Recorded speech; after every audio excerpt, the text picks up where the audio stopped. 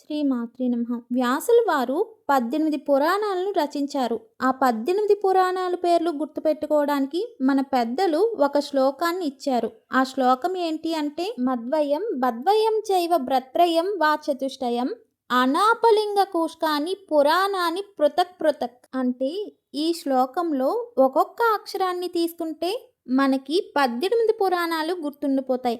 మద్వయం అంటే మకారంతో 2 పురాణాలు ఉన్నాయి. అవి ఏంటి అంటే మత్స్య పురాణం, మార్కండేయ పురాణం.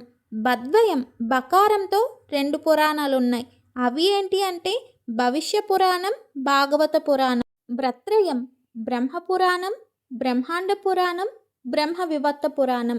వా చతుష్టయం అంటే వకారంతో 4 పురాణాలు ఉన్నాయి. అవి ఏంటి అంటే వాయు పురాణం, వామన పురాణం, విష్ణు పురాణం, వరాహ పురాణం.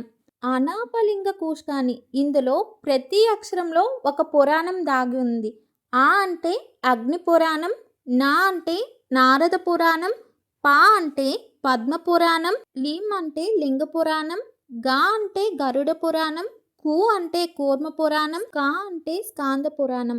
ఇలా పురాణాలు 18 గుర్తుపెట్టుకోవడానికి చెప్పారు. అయితే వీటిలో ఒక పురాణం ప్రకారం 18 పురాణాలు అయితే మరొక పురాణంలో వాయు పురాణం బదులు శివ పురాణం అని చెప్పబడుతుంది. 18 పురాణాలు రచించారు వ్యాసుల వారు. తరువాత ఆ 18 పురాణాలకి 18 ఉప పురాణములు మళ్ళీ రచించారు. అంటే మొత్తం 36 పురాణాలని చెప్పబడుతూ ఉంటాయి.